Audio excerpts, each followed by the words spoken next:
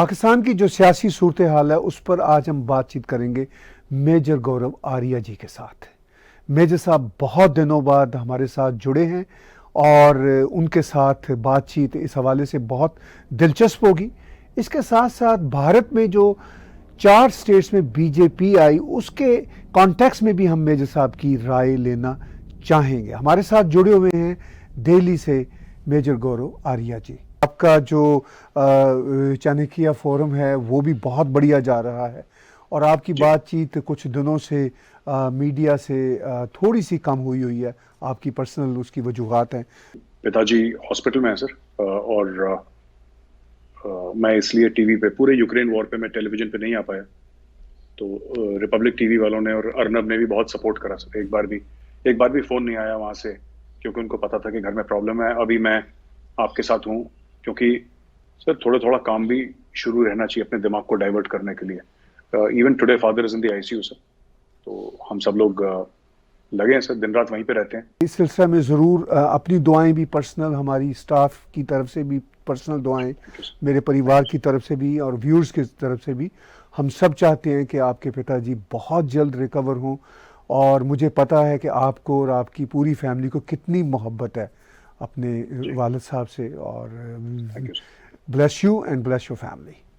Thank you sir, thank you sir. Sir जो आपने पूछा कि सियासी उथल पुथल आपने भारत में पूछी, तो हाल ही में इलेक्शंस हुए थे तय सब, और काफी कुछ 4 तो जीत गई बीजेपी जी, और शपथ ग्रहण भी हो गए सबके और कामकाज शुरू हो चुका है उनका। और पंजाब में आम आदमी पार्टी को आना ही था सर, क्योंकि बीजेपी शिरोमणि अकाली दल से उनका काफी कुछ डिपेंडेंसी थी। आज से नहीं, दिहाइयों से, दशकों से उनकी डिपेंडेंसी थी। और बीजेपी का कभी स्टेट कार्डर पंजाब में इतना डेवलप्ड हुआ नहीं है, पर मुझे लगता है कि अब बीजेपी इस काम में लग जाएगी। और जो आम आदमी पार्टी के भगवंत मान हैं, उन्होंने भी कुछ अनाउंसमेंट्स करी हैं और कुछ उन्होंने स्टेप्स लिए हैं। तो देखिए आगे होता क्या है, पर I think the BJP is here to stay, क्योंकि जो एक ब्रांड है बीजेपी के साथ सर, प्राइम मिनिस्टर मोदी का, वो ब्रांड इतना पावरफुल है, इतना ज्यादा पावरफुल है कि वोट वहीं से आते हैं।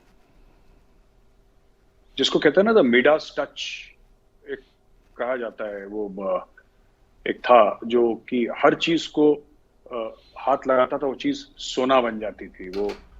तो ये मोदी जी का टच है, ये जहां पे कर देते हैं वहां पे फिर वो लोग फिर पीछे लग जाते हैं कि लोग कहते हैं कि नहीं साहब मोदी जी ने कहा होगा तो ठीक।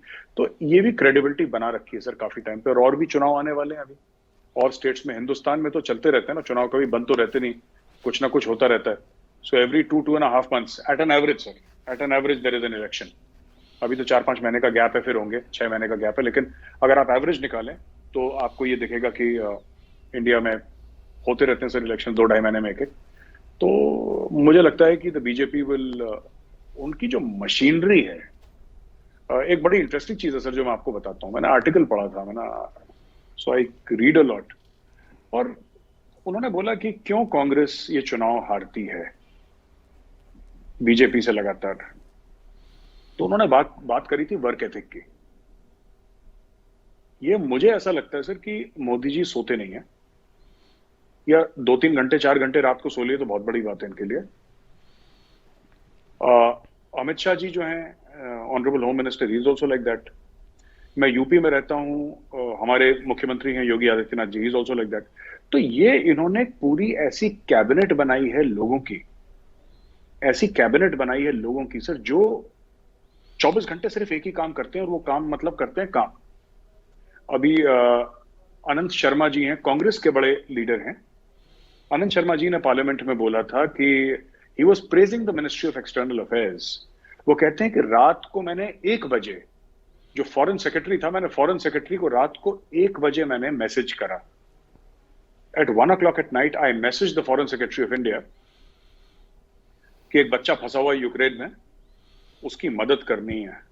कहते हैं 1:22 पे मेरे पास रिस्पॉन्स आ गया, and very soon, with in a few hours, the boy was contacted and everything was in line. तो ये ऑपोजिशन पार्टी के एक बड़े सीनियर, हम तो बहुत सालों से इनको देख रहे हैं, शर्मा साहब को, तो एक ऑपोजिशन पार्टी के, जो कि उनके बहुत एक कहीं पे न ये उनको छोड़ते हैं ना वो उनको छोड़ते हैं सर, वो खड़े होके सर पार्लियामेंट में तारीफ कह रहे हैं कि इस तरीके से। तो ये जो I don't think the Congress can match the work ethic of the BJP. ये लोग जुनूनी किस्म के लोग हैं सर, ये 24/7 काम काम काम करना, ये करना। और इनका एक और मामला है कि इट्स अ मेरिटोक्रेसी। आपने पॉलिटिक्स के बारे में सवाल पूछा मुझे, मैं बोलता नहीं सर कभी पॉलिटिक्स के बारे में, लेकिन आपने पूछा है तो बता देता हूं कि बीजेपी में कोई भी पार्टी का अध्यक्ष बन सकता है, जिसमें मेरिट हो वो प्राइम मिनिस्टर बन सकता है, जिसमें मेरिट हो वो होम मिनिस्टर बन सकता है, जिसमें काबिलियत हो वो कर सकता है। कांग्रेस में ऐसा नहीं है सर। कांग्रेस में अगर आपको डिसीजन लेना है तो आपका गांधी सरनेम होना जरूरी है। आप उस परिवार में पैदा नहीं होंगे तो नहीं होगा। और इट हैज अनफॉर्चुनेटली सर बड़ा अनफॉर्चुनेट, क्योंकि ऑपोजिशन होनी चाहिए किसी भी मुल्क में सर, और कांग्रेस पार्टी या कोई भी ऐसी पार्टी ऑपोजिशन होनी चाहिए, तभी डेमोक्रेसी का मजा है। लेकिन it has become like the Kim Jong family ना नॉर्थ कोरिया, कि आप उनसे सवाल नहीं पूछ सकते। मतलब कि Rahul Gandhi he is a good man, he is a good human being, he is my classmate sir. Rahul Gandhi मेरे क्लासमेट हैं, हम दोनों सेंट स्टीफेंस में हिस्ट्री, मैं कभी मेरी क्लास में भी इतनी जान पहचान नहीं रही उनसे, कभी दो तीन बार हाय हेलो बोला होगा, मेरी कभी दोस्ती नहीं रही उनसे और ना मैं उनको जानता हूं। लेकिन जब भी मैंने 2-3 बार बात करी, he came across as a very good person, as a good human being. मुझे इतना याद है 89 में हम लोग साथ थे सेंट स्टीफेंस कॉलेज में, दोनों हिस्ट्री ऑनर्स के ही हैं सर, मैं और राहुल गांधी दोनों एक ही क्लास में थे, क्लासमेट है मेरे वो। लेकिन अकाउंटेबिलिटी देखिए कि इतने चुनाव हारने के बाद भी कांग्रेस में एक बहुत बड़ा तबका ये कहता है कि नहीं, the Gandhi family is not to blame. So BJP में अकाउंटेबिलिटी है, इधर अकाउंटेबिलिटी नहीं है सर। तो ये सब चीजें हैं जो चल रही हैं। अब लोग जो रीजनल पार्टीज हैं वो भी इकट्ठा होने की कोशिश कर रही हैं, सब कुछ चल रहा है सर। लेकिन मुझे लगता नहीं है कि बीजेपी कहीं जाने वाली है। They are here to stay for a long long long time sir, लंबे टाइम तक। और उनके लीडरशिप में डेप्थ बहुत है, बहुत डेप्थ है। जैसे एक जमाने में इंडिया का बैटिंग ऑर्डर होता था ना, कि जो नंबर 7 बैट्समैन है वो भी सेंचुरी ठोक रहा है, तो BJP is like that sir. इनका बड़ी डेप्थ है सर, इनके लीडर ही खत्म नहीं होते और सब मजे हुए खिलाड़ी हैं इनके। तो मुझे नहीं लगता बीजेपी कहीं जा रही है अभी। आपने भारत की जो पॉलिटिकल सिचुएशन है उसके बारे में हमें बताया। भारत में डेमोक्रेसी है, बहुत वाइब्रेंट डेमोक्रेसी है। आपको भी इस बात का कंसर्न है कि सेंटर में इतनी मजबूत अपोजिशन नहीं है, मगर स्टेट्स में काफ़ी अच्छी अपोजिशन है। इवन यूपी में हमने देखा, वो तो भारत में चलता रहेगा। मगर मैं आता हूँ पाकिस्तान की तरफ। पाकिस्तान में जो सियासत की उथल पुथल है, इनफैक्ट उसके बारे में भारत में कैसे सोचा जाता है कि ऑलमोस्ट 3 डिकेड से हम इसी तरह के ड्रामे देख रहे हैं। पाकिस्तान में कोई भी हुकूमत अपना वक्त पूरा नहीं कर पाती, और पहले वो एकदम पैट्रियाटिक होती है, फिर एकदम से गद्दार हो जाती है। तो इस वक्त इमरान खान की भी यही सिचुएशन है। आप कैसे देखते हैं, या भारत कैसे देखता है इस सूरत हाल को? सर एक तो थैंक यू, आपने पाकिस्तान के बारे में पूछा सर, सियासी हाल के बारे में। लोग मुझसे कहते हैं कि इंडियन पॉलिटिक्स के बारे में आप क्यों कमेंट नहीं करते, आप शायद ए पॉलिटिकल हैं। मैं ए पॉलिटिकल नहीं हूं सर, मुझे इंडियन पॉलिटिक्स के बारे में नॉलेज नहीं है ज्यादा। So I don't want to go on air and make a fool of my self कि मैं कमेंट करूं। तो मुझे मेरी सुपरफिशियल और सरफेस वाली नॉलेज है। हाँ, आपने पाकिस्तानी पॉलिटिक्स के बारे में पूछा, इसमें मैं बात ठीक ठाक कर सकता हूँ सर। ये मेरा एक इंटरेस्ट का एरिया है। ताहिर साहब, ऐसा भी है कि इंडिया कैसे सोचता है कि इंडिया में ये जो अक्सर इंडिया में कहा जाता है ना, गलत नहीं है। This is not rhetorical, it's actually true कि पाकिस्तान में बात किससे करें। वही चीज है, मैंने आपके प्रोग्राम में पहले भी बोला था कि जुल्फिकार अली भुट्टो बहुत बड़े लीडर थे। वो आर्मी GHQ रावलपिंडी ने जन्म दिया उनको, आयूब खान ने जन्म लिया उन्होंने, वो प्रधानमंत्री बने, उनको अपने बारे में गलतफहमी हो गई सर। ज़ियाउल हक ने उनको फांसी की सजा दे दी। इवन अगर आप नवाज शरीफ की बात करें, नवाज शरीफ भी जीएचक्यू रावलपिंडी की पैदाइश है, वहीं पे उनका जन्म हुआ जीएचक्यू रावलपिंडी में। उनको भी अपने बारे में गलतफहमी हो गई, उनको भी निकाल दिया गया सर, परवेज मुशर्रफ ने उनको निकाल दिया। और इमरान खान भी जीएचक्यू रावलपिंडी की पैदाइश है, और इमरान खान को फिर अपने बारे में गलतफहमी हो रही है। तो ये पाकिस्तान में sir it is the same story, old wine new bottle. ये ताहिर साहब रिहाश होता रहता। अब देखिए क्या चल रहा है पाकिस्तान में, और मैं उसको एज एन इंडियन किस तरीके से देखता हूं। Imran Khan is fighting the fight of his life sir इस वक्त, और कुछ नहीं पता इमरान खान की। इम्कान तो ऐसे ही है, दिख तो ऐसी रहा है कि सरकार गिर जाएगी इमरान की, but you never know sir. In Pakistan कुछ कह नहीं सकते, है ना। पाकिस्तान में इस चीज की गारंटी नहीं है सर कि सूरज ईस्ट से निकलेगा वेस्ट से निकलेगा, कुछ पता नहीं, क्योंकि कंफ्यूजन बहुत रहता है। But fact of the matter is there are 2-3 things sir which I would like with your permission to point out. पहली चीज तो ये, क्या हो रहा है ये तो सब कवर कर रहे हैं। मेरी एक थ्योरी ये है कि क्यों हो रहा है सर, ये भी जानना जरूरी है। और मुझे ऐसा लगता है कि समवेयर अलोंग द वे इसकी वजूहात हो सकती हैं कई, और मैं मना नहीं कर रहा, इसकी कई वजूहात हो सकती हैं। But somewhere along the way sir I think the Chinese have lost patience with Imran Khan sir. Chinese have lost patience with Imran Khan, क्योंकि इमरान खान ने डे 1 से सीपैक को टारगेट करा है। पहली बात तो ये है, अब जितनी भी तारीफें कर ले ये।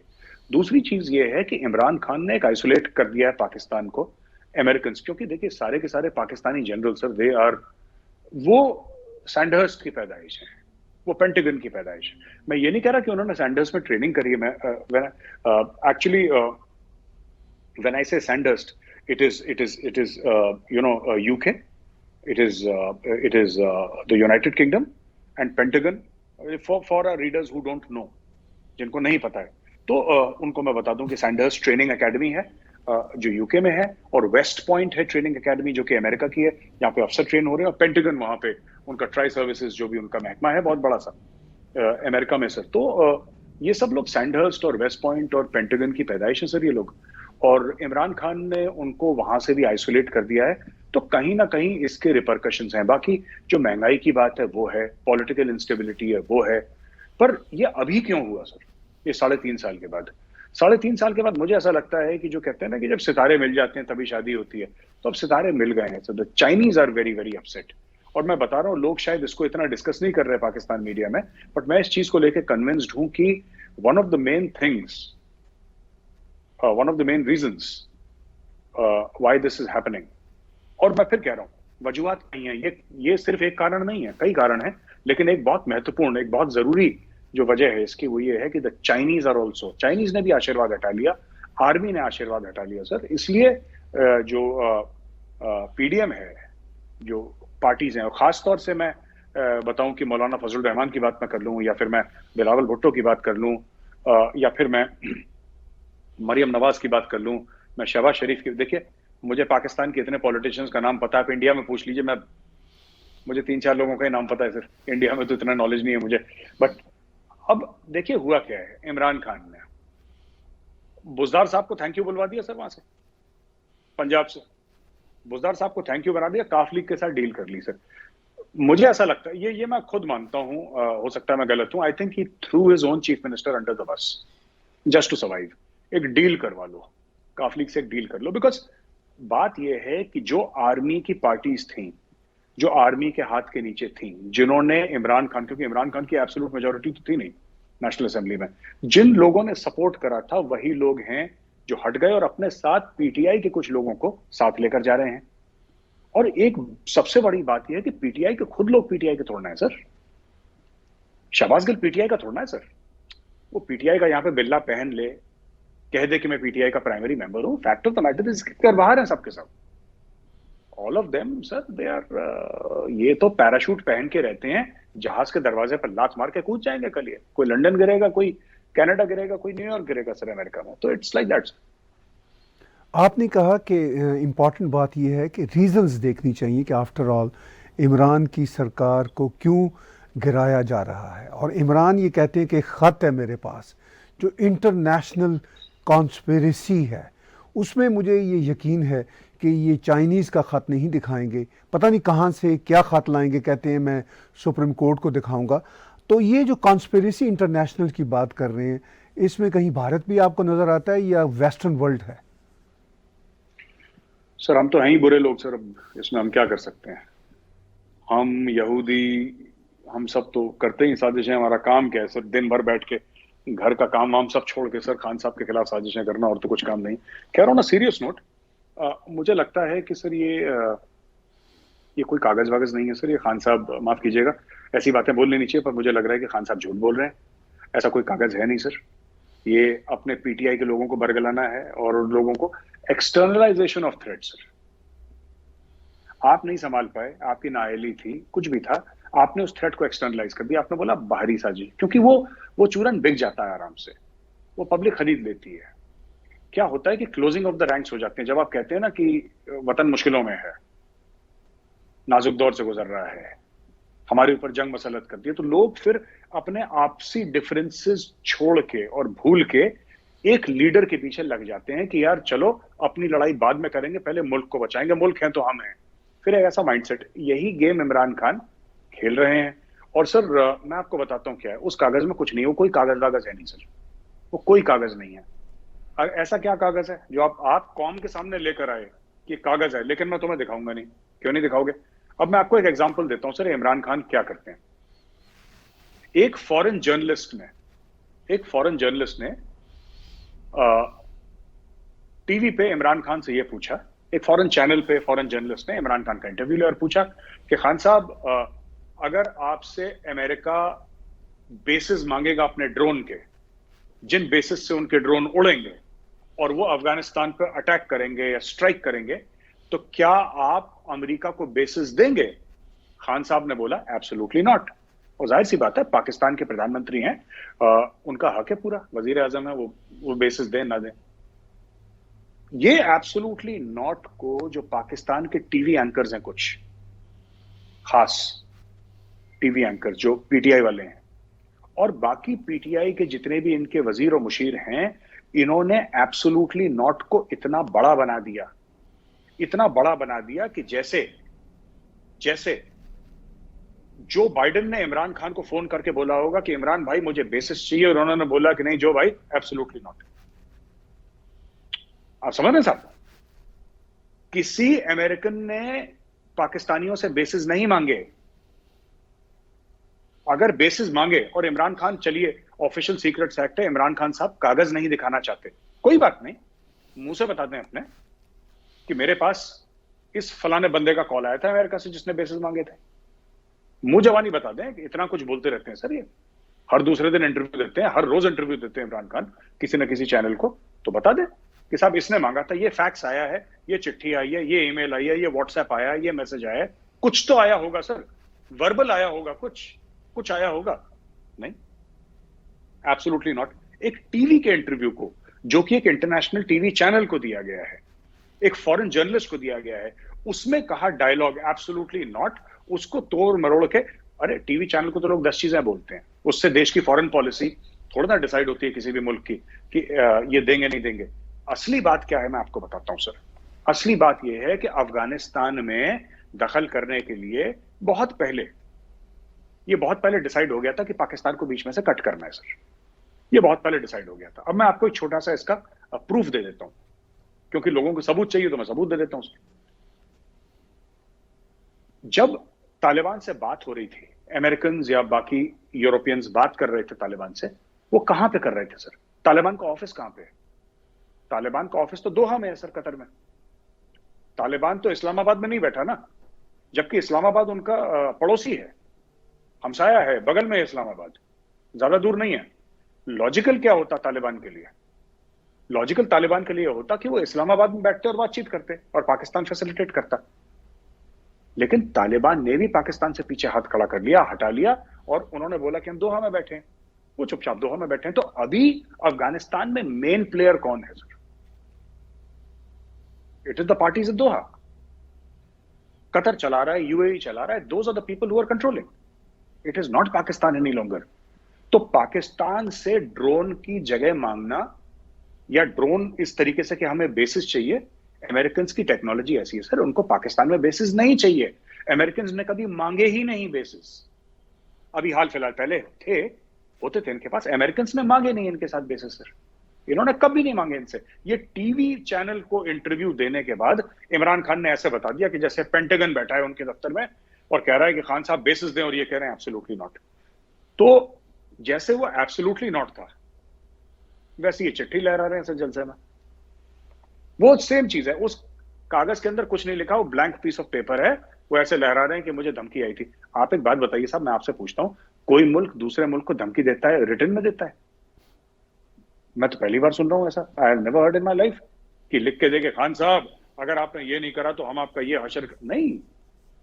मुल्क को धमकियां दी जाती हैं डिप्लोमेटिक तरीके से। उनका एम्बेसडर आएगा मिलने के लिए आपके फॉरेन मिनिस्टर से, कॉल ऑन करेगा, या दोनों मुल्क के लीडर्स की मीटिंग होगी, या कोई आएगा मैसेज पास करेगा कि खान साहब ये कर दो वरना फिर हम ये करने पे मजबूर हो जाएंगे। इस तरीके से होती है सर एक चीज ये। बट बात यह कि मुझे नहीं लगता कि जो पीटीआई के जो मेंबर्स हैं वो इतने पढ़े लिखे हैं, या वो इतने एजुकेटेड हैं, वो इतने इंटेलिजेंट हैं कि ये सब बातें समझें। उनको तो इमरान खान में खुदा नजर आ रहा है, तो ठीक है सर, फिर जब आ रहा है खुदा नजर तो फिर वो समझें। देखिए, इमरान खान की जब से हुकूमत चली आ रही है, मैंने कई बार एनालाइज किया जो उनके डिफरेंट फॉरेन पॉलिसी के डिसीजन रहे, भारत के साथ रिलेशनशिप के जो डिसीजन रहे, तो आप क्या समझते हैं कि इमरान खान की पाकिस्तान इस्टेब्लिशमेंट के साथ अब बहुत ही ज़्यादा बिगड़ गई है? भारत में बैठे हुए आपको ये सूरत हाल कैसे दिखती है? सर इनको ऐसा लगा था एस्टेब्लिशमेंट को कि इमरान को लाएंगे, तो देखिए it was not so much love for Imran as it was hatred for Nawaz Sharif. जब इमरान खान को लाया गया ना, तो एस्टेब्लिशमेंट तो सर पाकिस्तान की 75 साल से है। प्रधानमंत्री आते हैं जाते हैं, आपके राष्ट्रपति आते हैं जाते हैं, एस्टेब्लिशमेंट वहीं की वहीं रहती है सर, एस्टेब्लिशमेंट कहीं नहीं जाती। So it is a permanent fixture, a permanent pillar. जो हम प्रोजेक्ट्स की लैंग्वेज में कहते हैं लोड बेयरिंग पिलर है पाकिस्तान को, एस्टेब्लिशमेंट है, वो लोड पूरा ले रखा है। तो मेरा कहने का ये मतलब है सर कि अगर हम इस चीज को इस तरीके से देखें कि क्या समझते हैं इंडिया में हम लोग बैठे हुए कि एस्टेब्लिशमेंट बिल्कुल परेशान है इमरान खान से, बिल्कुल बहुत परेशान है। इमरान खान ने सबसे पहले सर इमरान खान ने जितने जोरों शोरों से 370-35 के बारे में आवाज उठानी चाहिए थी उसने नहीं उठाई, इमरान खान ने नहीं उठाई। और इंडिया में कई लोग हैं जो मानते हैं कि इमरान खान को पहले से ही इंडिया की गवर्नमेंट ने बता के रखा था कि खान साहब आप हल्ला वल्ला कर लेना, टमाटर वमाटर आने जाने इंडिया से एक्सपोर्ट इंपोर्ट बंद कर देना, पिक्चरें थोड़ी सी बैन कर देना, शोर शराबा, एक टांग पे खड़े रहे पाकिस्तानी जुमे की नमाज के बाद आधे घंटे के लिए, और ये सब थोड़ा बहुत ड्रामा कर देना, करना कुछ मत। खान साहब ने कुछ नहीं करा, ऐसा मानना है कई लोगों का इंडिया में। सही है गलत है इसके बारे में मैं नहीं जानता, लेकिन ऐसा कई लोगों का मानना है। एक तो ताहिर साहब ये बात है। दूसरी चीज ये है कि जो एस्टेब्लिशमेंट है, जो कि पाकिस्तान आर्मी है, वो बहुत ज्यादा डिपेंडेंट वेस्ट पे है, अपने वेपन्स के लिए, अपनी फंडिंग के लिए, अपने बच्चों की सेटलमेंट के लिए, है ना सर। जो पाकिस्तान के जो जनरल्स हैं सर, और मैं दुबई को भी वेस्ट में ही गिनता हूं क्योंकि Dubai is under the influence of the west, तो दुबई भी वेस्ट ही है। तो कौन सा ऐसा पाकिस्तानी जनरल है सर जिसके बच्चे चाइना में सेटल्ड हैं? कोई नहीं है सर। कोई पाकिस्तानी जर्नल या कोई बड़ा ब्यूरोक्रेट ऐसा नहीं है, या कोई बिजनेसमैन नहीं है। चाइना के साथ डीलिंग्स हो सकती हैं इनकी, लेकिन इनके बच्चे, इनके परिवार, आप अपने बच्चे, अपने परिवार एज अ ह्यूमन बीइंग वहीं पे सेटल करेंगे जहां पे आपको लगेगा ये सेफ है, जहां पे आपको लगेगा कि ये सुरक्षित हैं, जहां पे आपको लगेगा कि इनको कोई बुरा नहीं हो सकता यहाँ पे। तो उन्होंने देखिए इनकी लॉयल्टीज पाकिस्तान आर्मी की हर समय अमेरिका, इंग्लैंड, कनाडा, ऑस्ट्रेलिया ऐसे मुल्कों के साथ रही हैं, और यहीं पे ये लोग जाके सर सेटल भी होते हैं। तो एक तो ये सच्चाई है।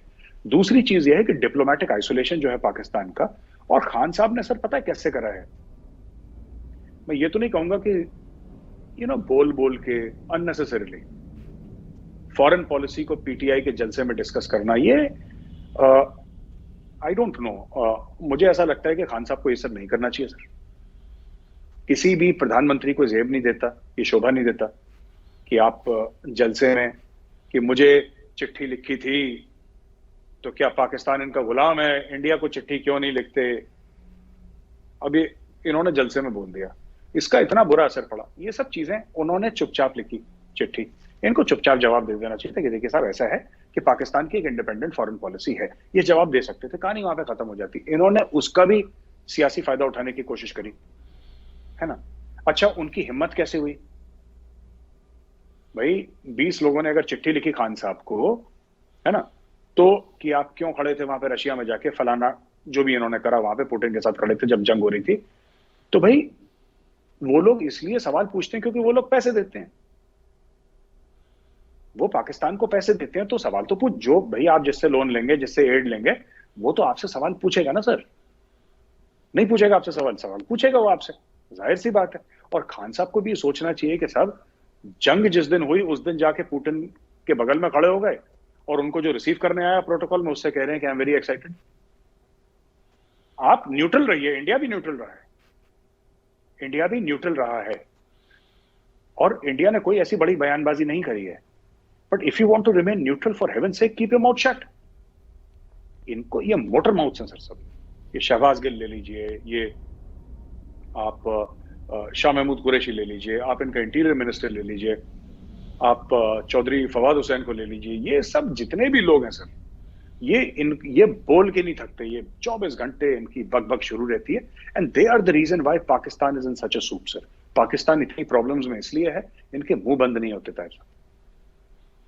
जी, आपने कहा कि भारत में ऐसा भी देखा जा रहा है कि कश्मीर के मसला पे, ख़ासतौर पर आर्टिकल 370 35A के रेवोकेशन के मौका पर पाकिस्तान आर्मी महसूस करती है कि खान साहब ने सिर्फ बोल बचन से काम लिया, कोई ऐसी स्ट्रॉन्ग फॉरेन पॉलिसी नहीं बनाई। मगर पाकिस्तान की फॉरेन पॉलिसी तो आपको पता है कि आर्मी के पास होती है, और आर्मी जो है पाकिस्तान की, वो क्या चाहती है?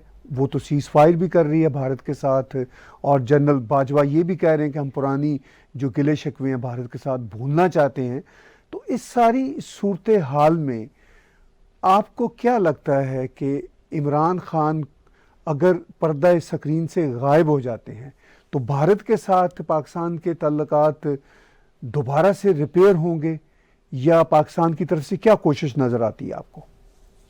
सर ऐसा है, मैं आपको बताता हूँ। पहली बात तो पाकिस्तानी फौज, जहां तक मैं समझता हूँ, एक दुश्मन फौज है हमारे लिए, और जनरल बाजवा दुश्मन फौज के जनरल है। लेकिन मैं पिछले 2 साल से जनरल बाजवा को देख रहा हूँ, उनके स्टेटमेंट्स पढ़ रहा हूँ, और दुश्मन फौज के जनरल होने के बावजूद दिल में, जिसको अंग्रेजी में कहते हैं ना, ग्रजिंग रिस्पेक्ट, एक he he's far more statesman like than Imran Khan. वो जनरल बाजवा मैच्योर है बंदा, जनरल बाजवा नापतोल की बात करते हैं, जनरल बाजवा जियो इकोनॉमिक्स की बात करते हैं, जनरल बाजवा ने कोई ऐसे बॉम्बास्टिक स्टेटमेंट्स नहीं दिए। और कोई भी, देखिए, मैं हर समय ना ये कहता था ना कि मैं और दुश्मनी अपनी जगह जो हमारी पाकिस्तानी फौज के साथ है, दुश्मनी अपनी जगह, लेकिन ताहिर साहब मैं हर समय सोचता था कि यार पाकिस्तान के जनरल ना बहुत जुल्म करते हैं, ये पॉलिटिशियंस को निकाल के चढ़ दौड़ते हैं और मार्शल लॉ लगा देते हैं।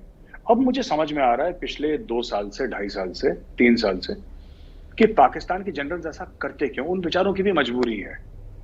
जब इमरान खान जैसे नमूने फंस जाते हैं ना, फिर आपको डर लगने। मैं मार्शल लॉ को ठीक नहीं ठहरा रहा, मैं ये नहीं कह रहा कि वो जो पाकिस्तान के जनरल्स करते हैं ठीक करते हैं। मैं ये कह रहा हूं कि मैं समझ गया कि क्यों करते हैं, मुझे उनकी वजूहात समझ में आ गई। Right, it will be, look at general Bajwa, ठीक है। और मैं फिर कह रहा हूं कि डेमोक्रेसी ही रहे पाकिस्तान में, मार्शल लॉ ना लगे। ये मेरी एज अ पड़ोसी मेरी दुआ है। लेकिन सर मैं ये समझता हूं कि जनरल बाजवा इतना मैच्योर बंदा है, ठीक है। जो भी, देखिए, जनरल बाजवा का फर्ज है, जनरल बाजवा की ड्यूटी है कि इंडियन आर्मी का नुकसान करे, ठीक है। और यहां पे जो जनरल्स हैं उनकी ड्यूटी है कि पाकिस्तानी फौज का नुकसान करें। Let's be very honest about that. इसमें हम बिना लाग लपेट के बात करें तो अच्छा रहेगा।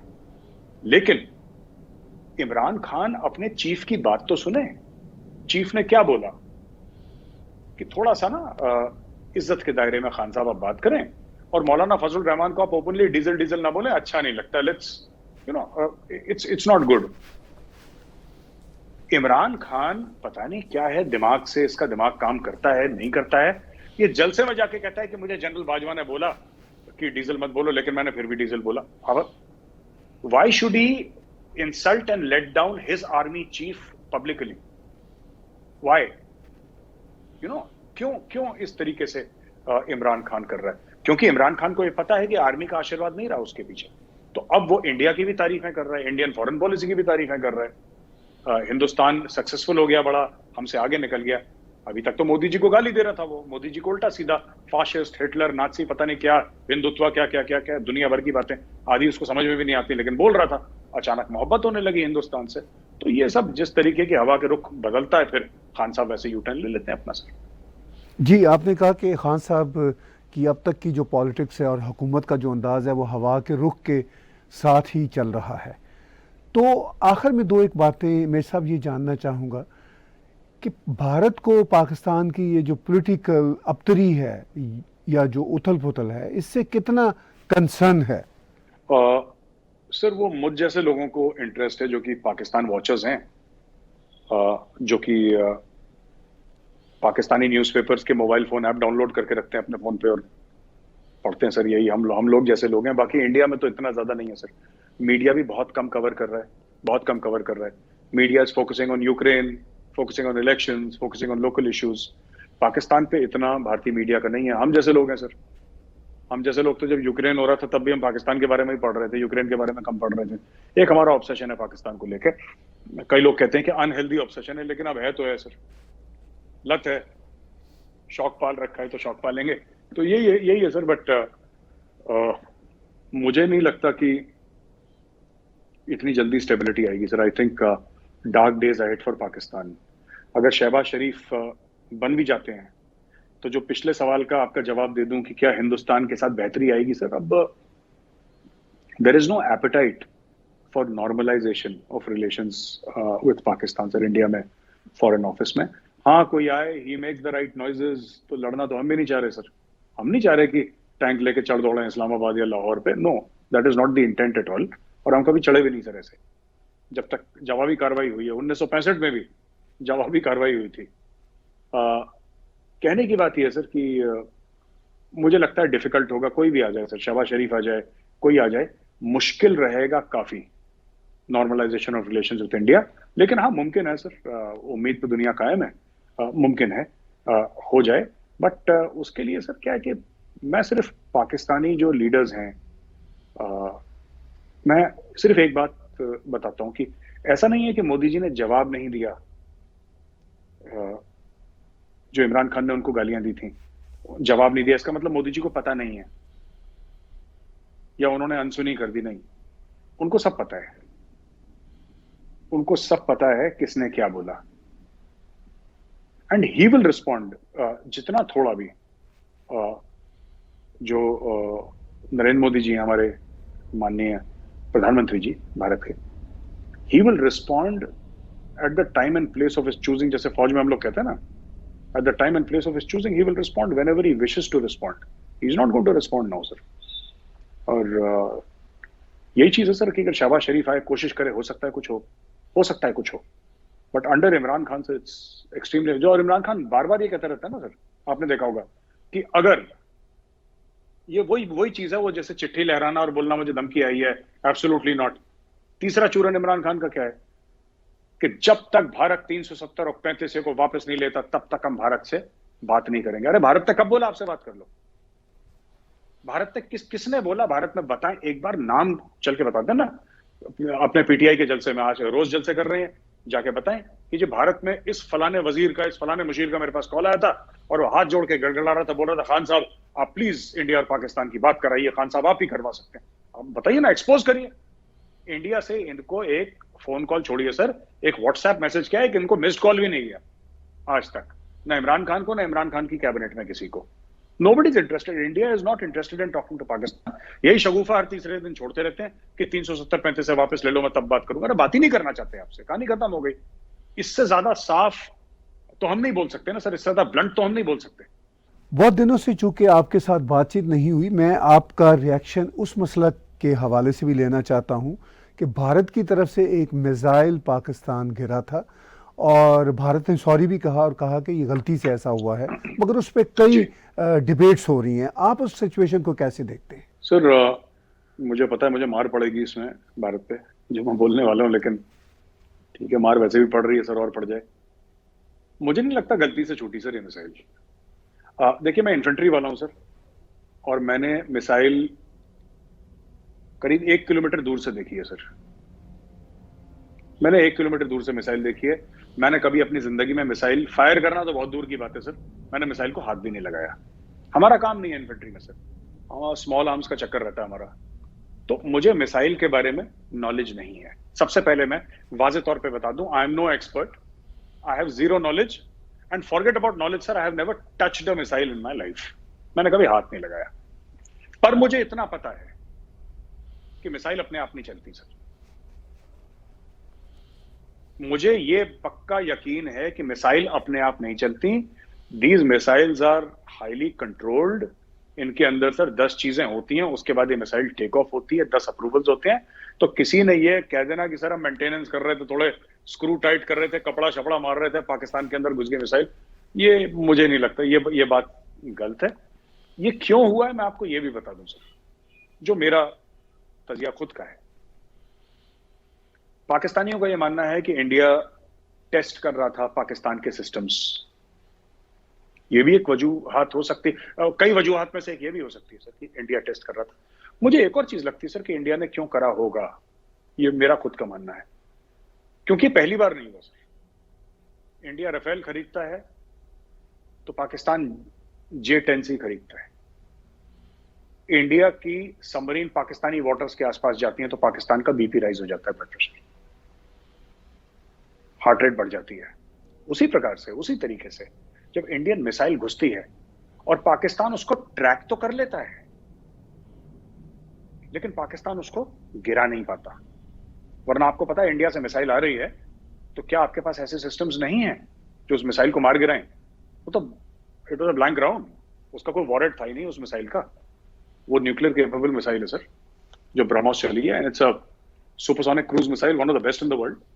तो वो जो, आप बताइए सर, आप तो पाकिस्तानी न्यूज पढ़ते हैं और आप पाकिस्तान में आपके बड़े कॉन्टैक्ट्स हैं। मैं आपसे पूछता हूं सर कि आपको क्या लगता है ये जो J-10C जहाज खरीदे थे पाकिस्तान ने चाइना से, कितने के खरीदे होंगे सर? क्या पाकिस्तान ने इसके लिए डॉलर दिए होंगे सर? क्या पाकिस्तान ने डॉलर अगर नहीं भी दिए, क्योंकि हो सकता है कि कई hundreds of millions of dollars की या $1 बिलियन की डील हो, तो जाहिर सी बात है पाकिस्तान ने फॉरेन एक्सचेंज तो नहीं दिया होगा चाइना को, पर पाकिस्तान ने कुछ ना कुछ तो दिया होगा ना सर, कुछ ना कुछ तो दिया होगा। क्या दिया होगा सर? खुद मुख्तारी दी होगी, अपनी जमीन का टुकड़ा दिया होगा, कुछ ना कुछ। चीन फ्री में तो कुछ नहीं देता, अपने सगे भाई को नहीं देता, फिर पाकिस्तान को कैसे देगा? तो पहली बात है। दूसरी चीज ये है कि जब भारत ने S-400 खरीदे तो पाकिस्तान ने बड़ा बोला साहब हमें भी खरीदना है, हमें भी खरीदना है। अब उस चीज पर मोहर लग गई। अब पाकिस्तान फिर से अपनी खुद मुख्तारी बेचेगा, घास खाएगा, जैसे भुट्टो साहब ने फेमसली बोला था ना, घास खाएंगे लेकिन एटम बम बनाएंगे।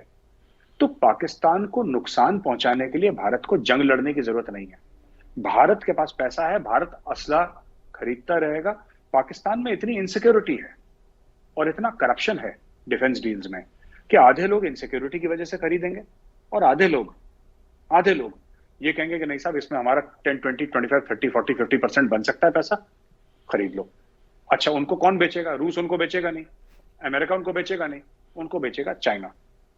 तो जैसे जैसे भारत अपने वेपन सिस्टम्स का लेवल बढ़ाएगा, जैसे जैसे भारत और परचेज करेगा वेपन सिस्टम, पाकिस्तान इनसिक्योरिटी में अपनी खुद मुख्तारी बेच के, अपनी सोवरेनिटी बेच के, अपना कुछ भी पाकिस्तान करेगा, सर के बल खड़ा होगा। एक उससे उसकी कंपटीशन में एक सिस्टम लाने की पाकिस्तान कोशिश करेगा, और वो सिस्टम लाने के लिए पाकिस्तान के पास पैसे नहीं है। तो ये जो लोग कहते हैं ना कि जो ब्रह्मोस मिसाइल पाकिस्तान के अंदर गई थी, जो इंडिया ने जिसके लिए सॉरी बोला और गलती से फायर करी, इसमें लोग कहते हैं वॉरहेड नहीं था ना, इसमें कन्वेंशनल वॉरहेड था ना न्यूक्लियर था, कुछ नहीं था वॉरहेड। मैं कहता हूं इसमें जितना बड़ा वॉरहेड था इस मिसाइल में जितना बड़ा वॉरहेड था, उतना बड़ा वॉरहेड सर न्यूक्लियर भी नहीं हो सकता। ये जो खाली मिसाइल बिना वॉरहेड के फेंकी है ना इंडिया ने, this has this was carrying a bigger warhead than a nuclear warhead.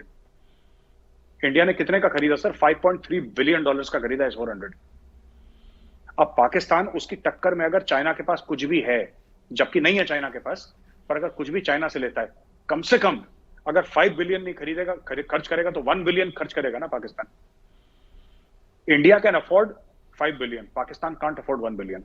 पर पाकिस्तान करेगा, और पाकिस्तान के पास कैश नहीं है खरीदने को, तो पाकिस्तान फिर से एक हवाई अड्डा दे देगा सर, फिर से अपना कोई पोर्ट दे देगा, फिर से बिन कासिम पोर्ट को गिरवी रख देगा कराची में. कुछ ना कुछ पाकिस्तान करेगा, और इंडिया के साथ कंपटीशन करते करते करते पाकिस्तान खुद डूबेगा. इंडिया को गोली चलाने की जरूरत नहीं है सर. इनका माइंडसेट वैसा है. 711 में मोहम्मद बिन कासिम आया था घोड़े पे बैठ के. ये पाकिस्तानी उस घोड़े से नीचे अभी तक उतरे नहीं है सर. इनको अभी भी लग रहा है कि सामने राजा दाहिर खड़ा है और हम लोग तलवार लिए ना घोड़े पे. ये जो माइंडसेट है, ये हिंदुस्तान के लिए बड़ा अच्छा है. It's very beneficial for India. और जब तक पाकिस्तानियों में मोहम्मद बिन कासिम और अब्दाली शब्दाली और घोरी जितने भी फ्रॉड थे, लुटेरे और चक्के, ये वाला माइंडसेट रहेगा तो इंडिया के लिए बड़ा, it's very favourable for India. और हम चाहते हैं माइंडसेट पाकिस्तान में बना रहे. आपने कहा कि हम चाहते हैं कि ये माइंडसेट पाकिस्तान में बना रहे, मगर जब मैं आपकी बातें सुनता हूँ इस तरह की, तो मेरे साथ मुझे यूँ लगता है कि आप इनडायरेक्टली पाकिस्तानी अवाम को या पाकिस्तान की सोच रखने वाली जनता को मशवरा दे रहे होते हैं कि यार ये माइंडसेट छोड़ो, क्योंकि इसका कोई फ़ायदा नहीं है, अक्ल और होश से काम करो. बहुत आखिर में मैं बहुत ही ब्रीफली टच करना चाहूँगा, चूँकि चाइना का जिक्र हुआ, तो चाइना के फॉरेन मिनिस्टर अभी रिसेंटली भारत में थे, और जो टेंशन थी भारत की, बॉर्डर टेंशन चाइना के साथ, उसके बाद हाई लेवल का इतना बड़ा विज़िट था, और उस विज़िट में बहुत सारी इम्पॉर्टेंट बातें हमने देखी. और ख़ास तौर पर भारत के फॉरेन मिनिस्टर जयशंकर साहब ने ये जब कहा कि भाई नॉर्मेलसी तब तक पॉसिबल नहीं है जब तक बॉर्डर टेंशन रिजॉल्व ना हो. यानी भारत ने खुल के अपना मैसेज चाइना को दिया, और यूँ लगा कि चाइना अब चाहता है कि यूक्रेन रशिया के टेंशन के कॉन्टेक्स्ट में भारत के साथ अगर टेंशन कम हो सके तो उतना ही चाइना के लिए भी अच्छा है. आप इसको कैसे देखते हैं? सर आप बिल्कुल ठीक कह रहे हैं कि वो वांग यी है, क्या नाम है उनका, मैं नाम ही भूल जाता हूँ सर, चाइना के फॉरेन मिनिस्टर आए जी, वांग जी, और वांग यी ऐसी कुछ है नाम सर. तो वो जब आए सर इंडिया में, तो इसीलिए आए कि जो बॉर्डर पे टेंशन है वो कम हो जाए और रिलेशन अच्छे हो जाए. हमें कोई दिक्कत नहीं है सर चाइना के साथ, लेकिन ये जब रिलेशन अच्छे होंगे, ये मोदी सरकार ने सोच लिया है सर. ये they made up their minds. I was speaking to a senior person in ministry of external affairs. उन्होंने भी यही बात बोली कि देखिए sir, it has to be on India's terms, it can't be on the Chinese terms. Let's be very honest. और अगर China को लगता है कि ईस्ट लद्दाख में अपनी फौजें अगले 25-30 साल तक लगा सकता है, तो हमारी तो ऑलरेडी लगी हुई है सर, हमें थोड़ी और डालनी है, हम डाल देंगे. चाइना के लिए बड़ी दिक्कत बन जाएगी, बिकॉज चाइना की जो डेवलपमेंट है, इकोनॉमिक डेवलपमेंट सर, चाइना की इकोनॉमिक डेवलपमेंट हुई है in an era of peace, जहां पे चाइना ने बोला कि हमारे कोई एक्सटर्नल एनिमीज नहीं है. आप हिंदुस्तान देखिए सर, इनको अगर ये लगता है सर कि इंडिया को आंखें देखा कि इंडिया डर जाएगा, तो मुझे लगता है कि चाइना की बहुत बड़ी गलतफहमी है. और जो उनके एक्सटर्नल अफेयर्स मिनिस्टर आए भी इंडिया, आई थिंक इसीलिए आए क्योंकि चाइना में कहीं ना कहीं ये रियलाइजेशन है, आप सिर्फ भारत के साथ लड़के जीत नहीं सकते. You cannot fight against India and win. It's not going to happen sir. हाँ, 1962 में मामला अलग था, 1962 का मामला बिल्कुल अलग था, लेकिन ये भारत नहीं है 1962 का. और ये भारत झुकने वाला नहीं है, झुका और देगा चाइना को. और चाइना धीरे धीरे धीरे सर, धीरे धीरे चाइना झुकना चाइना ने शुरू कर दिया है. हम लोग ओलंपिक्स में नहीं गए सर, ये लोग चाहते थे इंडिया आए, हम लोग नहीं गए. हमारी टीम गई वहां पे, हमारा कोई बड़ा एहलकार या कोई बड़ा वजीर या कोई मिनिस्टर तो नहीं गया वहां पे सर दरबानी करने के लिए, जैसे खान साहब पहुंच गए थे वहां पे सलूट मारने के लिए. हम तो नहीं गए वहां पे. और हमारे जो फॉरेन मिनिस्टर हैं वो तो नहीं बात करने गए वहां पे, उनके फॉरेन मिनिस्टर आए हैं, आने दीजिए उनको. This matter will be settled in the long term. We are willing to negotiate with China. हम चाइना के साथ नेगोशिएट करेंगे, क्योंकि जंग हम भी नहीं चाहते, चाइना भी नहीं चाहता. पर अगर चाइना को लगता है कि चाइना की शर्तों पे हो जाएगा, तो सर ये ना हो पाएगा सर. बहुत बहुत शुक्रिया मेरी साहब, हम आपके बहुत शुक्रगुजार हैं, आपने हमें वक्त दिया. और आखिर में फिर एक बार दुआ गो हैं कि आपके वालिद साहब स्पीडी रिकवरी के रास्ते पे चलें, और हम हमारी बेस्ट विशेस आपके साथ हैं. और Thank you, sir. उम्मीद है कि आपसे बातचीत होती रहेगी। व्यूअर्स को हम हमेशा एक बार फिर बताना चाहते हैं कि आपका चाणक्य फोरम जो है उसकी ऐप्स वो डाउनलोड करें एप्पल पे भी और एंड्रॉयड पे भी, और इसके साथ साथ आपकी वेबसाइट को देखें। और उम्मीद है कि जैसे जैसे आपकी फैमिली का ये मसला हल होगा, आपके वालिद साहब घर जाएंगे तो आपको यूट्यूब पे और टेलीविज़न चैनलों पे लोग दोबारा से देख सकेंगे। अगर कोई आखिर में चलते चलते मैसेज हो तो ज़रूर हमारे व्यूअर्स को बताइए। बस कुछ नहीं सर, बड़ा अच्छा लगा आपकी शो में वापस आने का। एक आदत बन गई थी आपके शो की, तो मुझे भी थोड़ा सा अटपटा लग रहा था, लेकिन मेंटली थोड़ा सा डिस्टर्ब था कि क्योंकि पिताजी अभी भी अस्पताल में हैं। लेकिन फिर मैंने हिम्मत करी, मैंने बोला नहीं, थोड़ा बहुत जाना शुरू करना चाहिए, वरना इंसान अपना काम ही भूल जाए कभी। तो थोड़ा सा वक्त जरूर दिन में आधा पौन घंटा निकलना चाहिए कि अपना काम भी करता रहे, और बाकी 23 घंटे हैं पिताजी के साथ बिताने के लिए, उनकी सेवा करने के लिए। और बस यही कहना चाहता था सर, बहुत बहुत धन्यवाद बुलाने के लिए। बहुत बहुत शुक्रिया। व्यूअर्स, आपने बातचीत सुनी मेजर गौरव आर्या जी की, और उन्होंने खुलकर भारत के पाकिस्तान के हवाले से जो कंसर्न हो सकते हैं या नहीं हो सकते वो बयान किए। इसके साथ साथ उन्होंने मुख्तसर तौर पर हमें भारत चीन के जो तल्लुकात की नई शक्ल है उसके हवाले से भी बताया। आप हमारा यूट्यूब का चैनल सब्सक्राइब कीजिए, और इस पर डोनेट के बटन को क्लिक करेंगे तो आप हमें पेपॉल के ज़रिए, क्रेडिट कार्ड के ज़रिए या पैट्रियन के ज़रिए कंट्रीब्यूट कर सकते हैं। आज का बिला तकल्लुफ़ तजिया मेरे साथ और मेजर गौरव आर्या जी के साथ देखने सुनने का बहुत शुक्रिया।